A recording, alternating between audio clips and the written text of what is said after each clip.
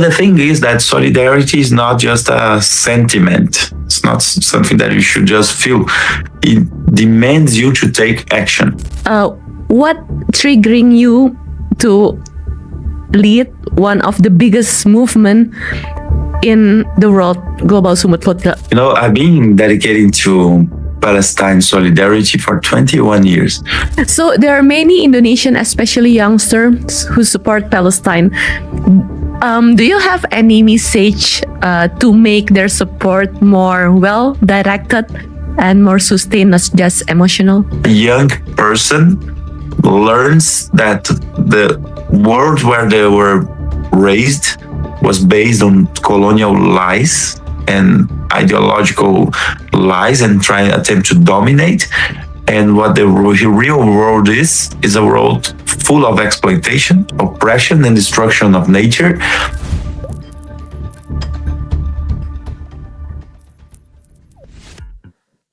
Assalamualaikum warahmatullahi wabarakatuh, teman-teman. Apa kabar semuanya? Kembali lagi bersama saya Pembersihan dan kali ini kita punya program yang namanya podcast Meja Bundar.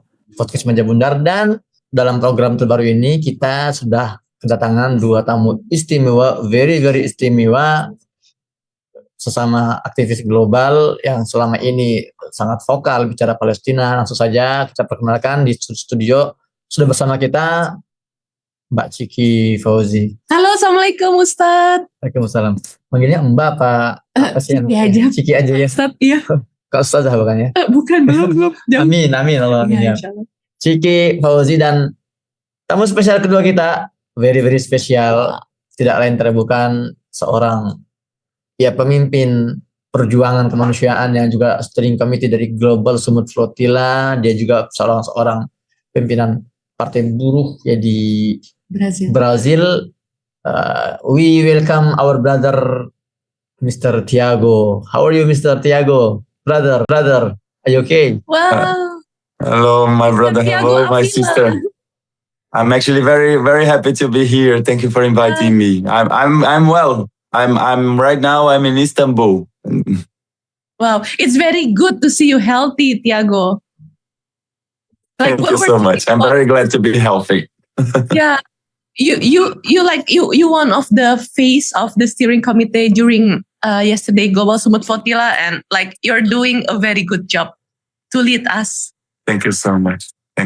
We are doing our best. There's a lot of amazing people at the steering committee. Everybody is putting a lot of effort, like all the participants anywhere. This mission is not made just of global organizers. It's made of everyone organizing anywhere, in any country, in any city, in any boat. So we are doing a beautiful collective work.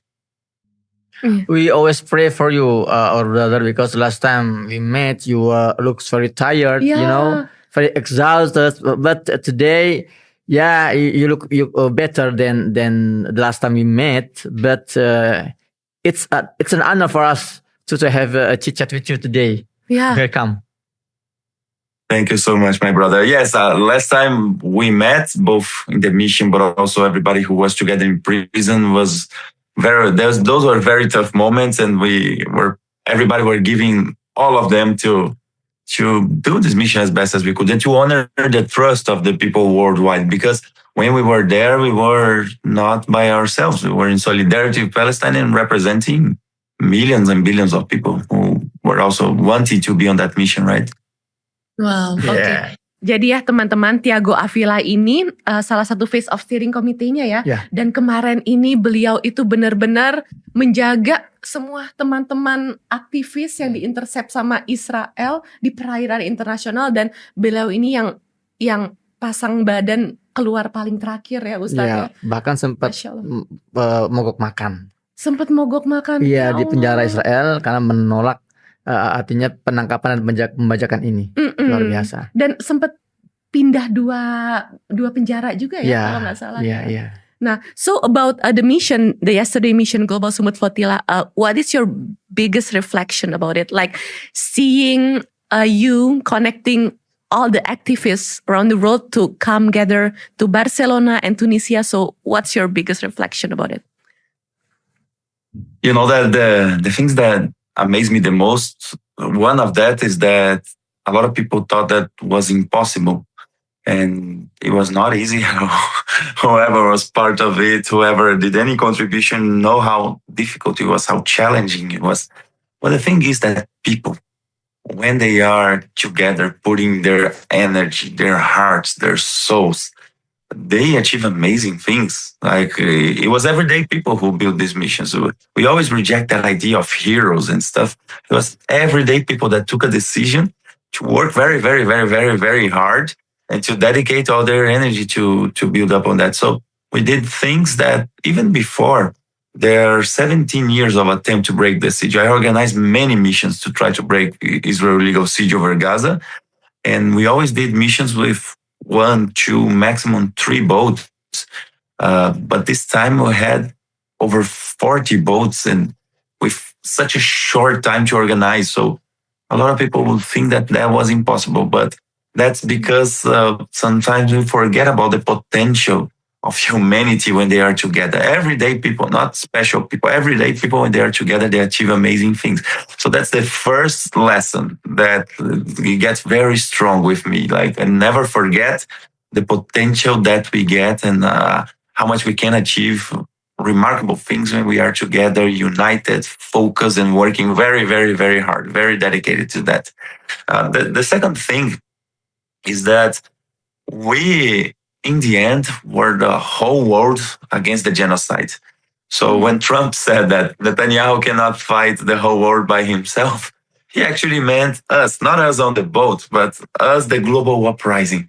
Everybody in Indonesia, everybody in Malaysia, everybody in Pakistan, everybody in Brazil, everybody in Cuba, Venezuela, in the United States, everybody was mobilizing against this horrific idea that there is a specific ideology that can be racist, supremacist, that can submit the people and apply against the people genocide and ethnic cleansing, that can structure an apartheid colonial state against the people. And the whole world was mobilizing against that. Us on the boats, other people on the internet, making sure that truth gets out and that people are talking about the right things, not about their lies. Other people in demonstrations, other people in boycotts, other people disrupting the armed factories, other people spreading awareness to others. So everybody in their own task in this global uprising, we were able to defeat the most hateful ideology of our generation and to defeat the most hateful and powerful empire that humanity has ever seen, which is United States imperialism. So when we did that, it's not that we conquer a total victory. The Palestinians are very clear about this. There's no liberation going on right now. There's still the genocide is not completely over. They are taking over more than half of Gaza. The ceasefire is very fragile, but we defeated their plans of total ethnic cleansing. Both Trump and Netanyahu 2 months ago were saying that they would take over Gaza completely, and we defeated them on that. So that is very, very important. That's the second thing that I believe was very impactful about this mission. That's not because of us, but this global uprising defeated both of them. And Trump, of course, is pretending that he never spoke about total ethnic cleansing and the Riviera and the real estate project. But Netanyahu, there's no way that he can pretend that he never spoke about the ethnic cleansing. So they were both defeated. And the third thing is that I believe that we, with this mission, despite the fact that we didn't reach Gaza physically, we achieved a very important goal. That for these moments, billions of people were talking about Gaza and Palestine, and they were asking the right questions. They were asking, why are everyday people, why are citizens doing that? Why are not governments doing that? And that is a very important question to ask, because we should not be doing that. Governments should be doing these missions. And then people ask, why are they taking aid? Everyday people are taking aid and being threatened by it. And then they started to understand about the siege. And then they ask, why are they going through the sea? And then they start asking about all of the blockades, about Rafah border, about all the borders of Gaza with Israel. So it's very important that a mission like that makes people wonder the right questions. And one last thing, I believe that was the knowledge that sometimes people actually forget, that we watch so many Hollywood movies and TV shows and cultural domination and ideology and doctrination, that sometimes people believe that Israel is invincible and that they have all the knowledge, all the power and everything. And in the end, all they have is their violence, they hate their bombs and their weapons. We are the ones that become invincible when we are together. We are the ones that should not be afraid of them. So a lot of people said that one of the most important lessons from the Global Summit Flotilla is that we should not be afraid to speak truth to power when they are with us on the radio. And we have to say to them that they are doing ethnic cleansing and genocide. They will never obey them to stop our boats. They are the ones who need to stand down. They are the war criminals. And when they threaten us, when they attack us with drones, our people show that their violence is actually very weak. And that's all they have. We have all the rest. We have love for humanity, for Palestine. We have cooperation. We have the capacity to do whatever we are doing without fear because we're speaking the truth, because we are doing the things because of our ideals, because everybody who was on that mission, on that boat, and the people who supported us believe that every people have the right to live in peace, that children should not be starved to death, that hospitals should not be bombed, that schools should not be bombed, that all the people have the right of their self-determination in their own country, and that a child should not need to know the sound of an F-35 fighter jet that will throw a bomb in their house, that our children should not be needing to know the difference between a surveillance drone that will not kill her or a quadcopter drone that will kill her if she passed by it. So we need to make sure that people have the courage to remember that what is wrong is simply wrong. And what is right, we should pursue it. And we should not be afraid of them because they're not as strong as they say. And we are the strong ones. We are the invisible ones. And we are going to win for Palestine because we are a solidarity movement. Yeah. Inshallah. So looking back then, what triggering you to lead one of the biggest movement in the world, Global Summit Flotilla? Like, what's really makes you do what you're doing now?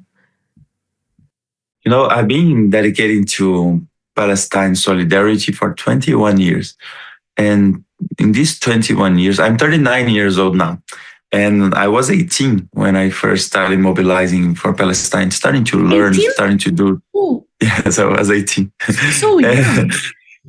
Yes, I wish I had started sooner. And now I see a lot of youth that are starting with 13 years old. And I wish I had started with 13.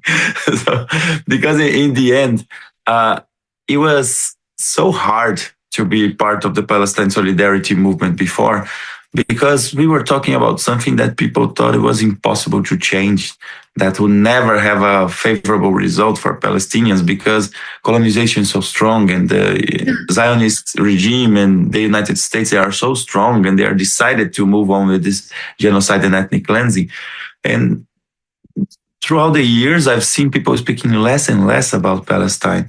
And that was becoming almost something like a protocol that we mention because we will not stop mentioning because it's out of principle, but people didn't really believe that we would have a favorable result until October 2023, and that changed everything because now the communicators of Gaza were managing to show the truth about what was happening. They broadcasted their own genocide, but that changed the way people understood what was happening. Finally, people were free of the Zionist lies, and finally, people were willing to take action against it. So what happened is that I've been dedicating my whole adult life to be part of Palestinian solidarity, among with other causes that I believe that are just for the world. But to be able to be part of the flotilla missions, it was because we understood that we needed to take action in this moment. So we've been trying, for example, the flotilla missions to try to break the siege, they exist for 17 years. And this illegal siege over Gaza exists for 18 years. I was not part of all of that beginning, but the few years ago when I joined, it was because I believe that people need to take action on that. People need to make a stand, and that we could be successful. I've been on a mission like 3 months before the Global Smooth Flotilla, the mission on the Madeleine, where it was me and 11 other people on a boat, one boat, and we simply went because we knew that we had an important role to play, and to show people that we need to do whatever we can with the resources we have, wherever we are. We need to do our best in solidarity for Palestinian people.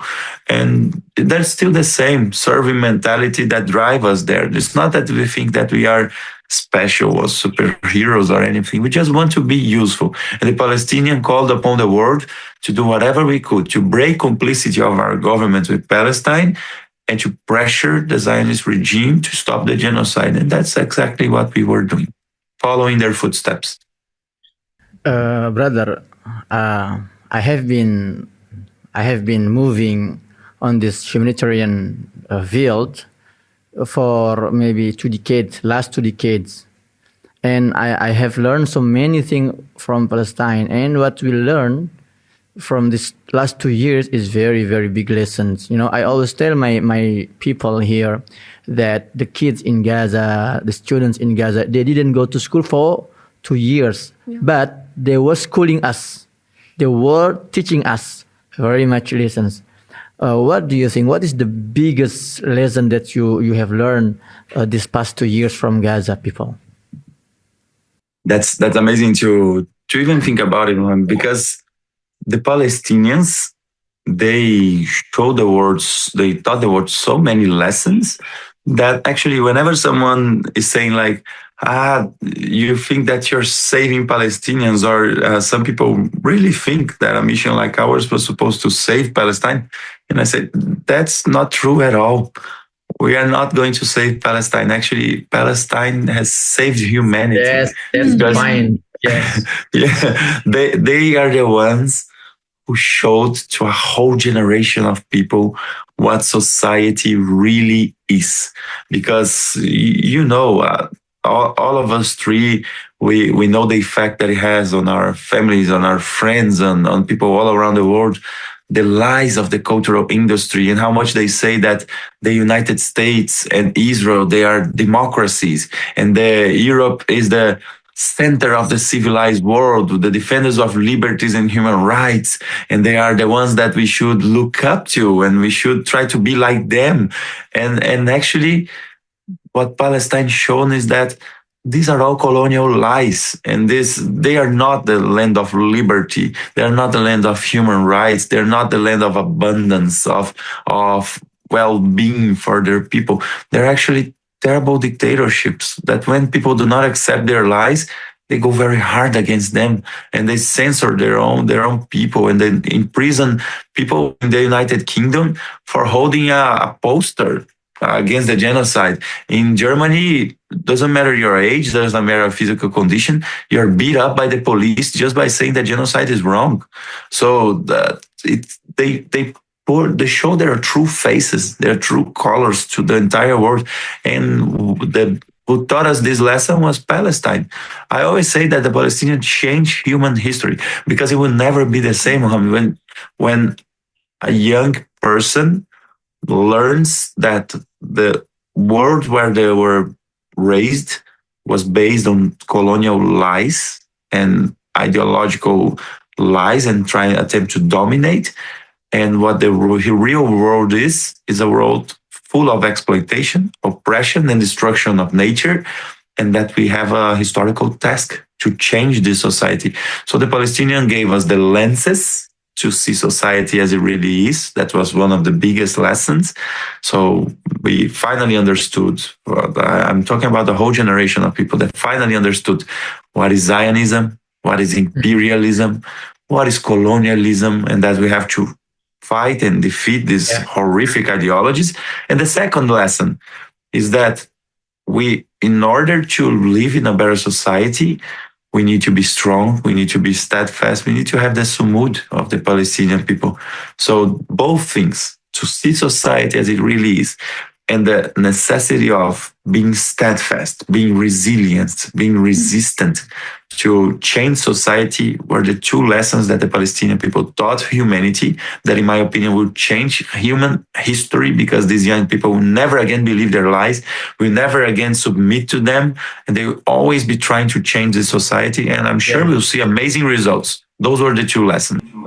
And please don't forget that our people in Palestine, they taught us by the very expensive price. They were teaching us by sacrificing their lives, their children.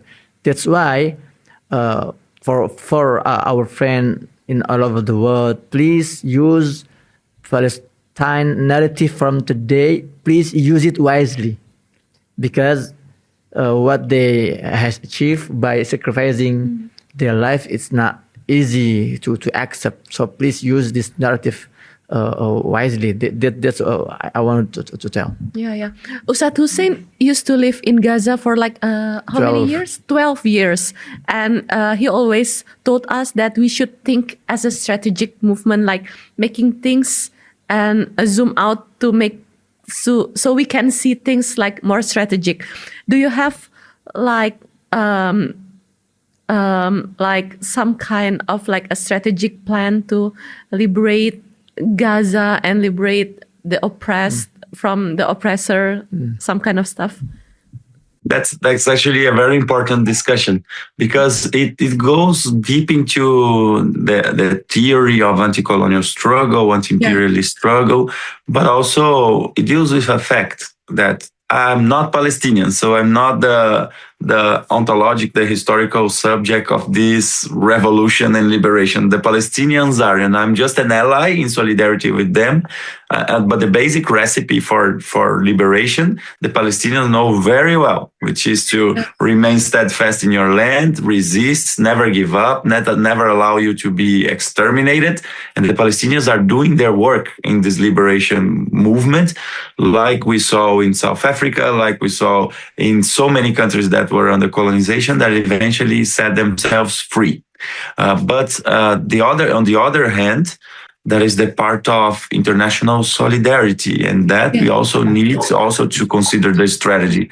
And the strategy is looks a lot like the struggle against the apartheid in South Africa, which means to mobilize people through their conscience, but also through their actions all around the world, to break relations, to dehydrate that regime until it's unsustainable, and they either collapse the Zionist regime, or even the people, the society that lives in that colonial regime under a severe brainwashing and control, and physical control, even a very oppressive control that they are living under. Either they understand that even for them, it's better to change the regime. That's what's happened in South Africa. It's not that every South African got convinced that racism and racial segregation, the apartheid regime, was wrong. Some of them never got convinced of that. But many of them said, we cannot live in this way, that the whole world closes their door for us, that they don't accept our cultural activities, don't accept our sports participation, don't accept our academic contributions, don't accept us to do trade with them, don't accept anything from us. And that's exactly what we should do. We should never accept anything from someone who is committing a genocide or such a racial discrimination regime. So the strategy goes through that, through many means.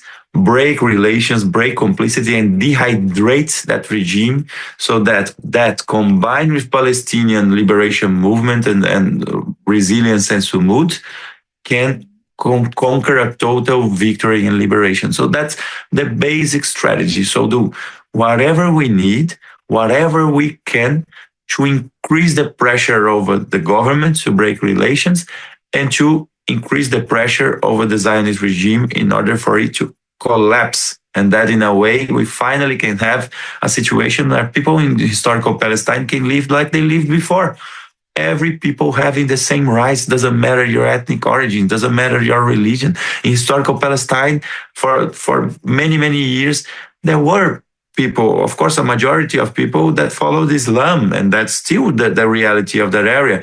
But we also had Christians, we also had Jews, we also had people with no religion, and they could live in peace, and they had the same rights. So the Palestinians have been claiming for a society that they can live in peace, and we must do our best and follow this strategy that worked before in South Africa, that worked before to defeat very powerful regimes. Once again, and that's the main thing that we need to follow. Wow. Talking about Zionist regime that you're talking, I want to ask you about one thing. My teacher told me that Israel is not it's not a state or it's not only a regime. Israel is a strategic Western colonial project. Strategic Western colonial project. That's why when Gaza faced Israel, America, Britain, England and Australia and Italy, all of those governments, Western governments, stand with Israel, support Israel with everything they can, economic support, media support, military support. What do you say about that? Yes. This past 21 years, I was trying to organize in my head and in the courses that I give to social movements, to indigenous people, to peasant communities in Brazil, to everywhere I go in conferences and everywhere. And I'm actually starting to write a book about it, about how the history of Palestine shows that Zionism was never a good thing, because there's some people that spread these lies. They say, oh, it's just a religious war. It's not a religious war. In Palestine, people lived in peace with different religions before. It's actually a colonial project that was boosted by first British imperialism and then now United States imperialism. Because when we look at the history of the Zionist movement, that this ideology that they said, oh, it's just people looking for a land to live, people without a land looking for a land without people, that was always a lie. When we look at their founding book, The Jewish State from Theodor Herzl, that was written in 1895, this book says that they need to build a Jewish state because they believe that integration society for Jews is something impossible, because in Europe, they suffered a lot of prejudice. And that's true, because Europe is a very racist continent. And they are racist against so many ethnic groups and religions and stuff. We see how they are treating Islamic people in Europe. That is real. That is not a lie. And we are against any type of discrimination. We should never accept discrimination against anyone. So they were saying that the thesis that I had in this book is that for them to integrate to the society, to the developed society in Europe was impossible. So they had to create a Jewish state. And that was the wrong thing, in my opinion. And where they would do it, they were still debating. They were debating if they should do it in historical Palestine, because they would claim their historical and religious background. But they were also discussing to do it in Argentina and Patagonia, or in Uganda, or in Kenya, or in many different places. So they had, after this book, they said that if it was Palestine, it's written on the book that anybody can read it. If it's in Palestine, they would try to buy it from the Ottomans, from the Turkish Ottoman Empire. If they could not buy from the Turkish Ottoman Empire by using the forgiven of debt of the Ottoman Empire, they would try to negotiate with the British to take over that area and use that area. Look how impressive it is. If you read their own words of their founding book, use that area as a stronghold of Europe against Asia, to bring European civilization values against this uncivilized place, this dirty place. That's how they say. So this project was racist, supremacists and colonialists from the beginning. And after that, they did their Zionist Congress in Basel, in Switzerland, 1 year later, and they decided, we are going for Palestine, we are going to claim that land, and they started since then. And so it was always a colonial project. And when they allied themselves with the British Empire to defeat the Palestinian people, they were aligning with the most horrific force and dominating force of that time. And now they are allied with the United States imperialism, which was the dominating force of our generation. But that is changing as well. So it's important for us to understand that Zionism always aligned themselves with the dominating force of each moment in history, to be at their dominating, the service of their domination project, but in exchange, they could implement their ethnic cleansing. They could try to take over that land. They could try to dominate the region. They could try to infiltrate their own political systems of these governments everywhere in the world. And the only thing that they didn't count is that the land that they were trying to take over was from one of the most amazing and resilient people that humanity has ever seen. So they failed. So that's the one thing that they didn't count it on. Okay, so there are many Indonesian, especially youngsters, who support Palestine. Do you have any message to make their support more well-directed and more sustained, not just emotional? Yes, that is very nice to bring, because right now we are in a situation that we have a planet of 8 billion people, and the majority of these people, they are against the genocide, and they have solidarity with Palestine. But the thing is that solidarity is not just a sentiment. It's not something that you should just feel. It demands you to take action. So the first thing is that try to turn this feeling, this very dignified anger and revolt that we feel when we see the genocide happening, turn this feeling into concrete action somehow, whether it's in the internet, breaking the algorithm and spreading the truth, and spreading, echoing Palestinian voices and the voices of people who are speaking the truth about it, like you do, the important work that you do, or try to make sure that this goes out of the internet and goes to everyday debate in your family, in your school, in your community. Try to make sure that you also not only debate, but you also try to take action. So get engaged in boycotting campaigns, get engaged into the demonstrations, get engaged into any community action that will show either solidarity with Palestine or that will engage directly in breaking complicity with the Zionists. So try to do small steps, one at a time, and eventually you find the things that works the best or has the best effect. And the other thing is that you should try to organize yourselves. So get together and try to work together with people who are doing this thing. So you are doing an amazing work.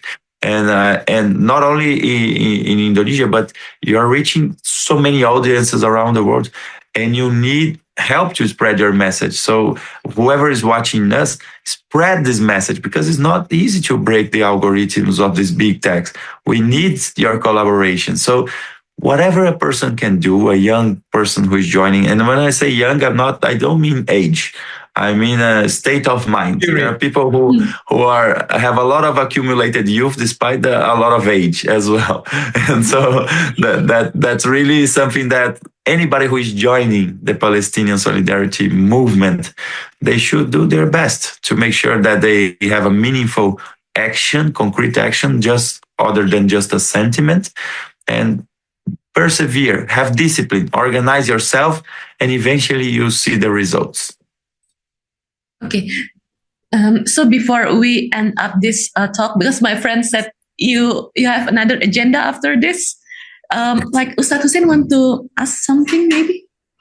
Yeah, I think maybe about the next mission. Yes, that's what I want to ask. Yeah. But our people in Indonesia, Sumut Nusantara, because Indonesia also part of the Sumut Nusantara, Yes. always tell me, always ask me, or whenever, whatever next mission they want to join. So what maybe you can give us a little bit spoiler about our big mission after this. Maybe we can contribute something about the next mission, the next sailing mission, maybe. Yes, that would be very nice, because our idea on the Global Sumut Flotilla is not just to have sea missions, it's to be a movement. And whenever we are not at sea, we are organizing ourselves in Sumut Nusantara, in Sumut Convoy, in Global Movement to Gaza, in Freedom Flotilla Coalition, that we are all together mobilizing and trying to do whatever we can on sea, on land, on the internet, everywhere, to be in solidarity with Palestine in their search for liberation. But the sea missions have a very special place in the imaginary of people, and have a very special place and very effective result to mobilize people and to be like this spark that put people into action, into motion. And that we need to do it again. Because whenever people ask, but the war is over, you don't need to go again. And I said, first of all, there was not a war, there was a genocide, and it's not over. Israel keeps bombing, and when they're not bombing Gaza, they're attacking the West Bank, they're attacking Lebanon, they're plans to attack all the other neighbors. So it's not over. And first and second, Palestinians don't need just to live without bombs falling over their head. They need to have self-determination in their country. They need to decide for their country. They need to be free of occupation, free of this segregation apartheid state, free of these horrific colonial laws. So there's a lot for Palestinians to achieve. So our mission needs to continue going. And even in the humanitarian sense, there's still not enough aid getting into Gaza. There's still a lot of violations going on. There's still people dying of many, many reasons. So we need to find a way to actually be able and be useful to really stop that, not just on paper for the vanity of the president of US imperialism of this term. We need to make sure that life is different for Palestinians in the future, and that we are helping them to fulfill their destiny there, which is to be free. So we need to have a new mission. So that's why we are joining our forces again, all this coalition of coalitions that mobilize people from the entire world to have a mission, but not just to have a new mission, to have the biggest mission that will be victorious, because we were so close. We were so close to Gaza to break that horrific siege. And even we didn't break in the siege, we helped mobilize the entire world. So that was 4 million people doing a general strike in Italy. And we're breaking the silence. Yes.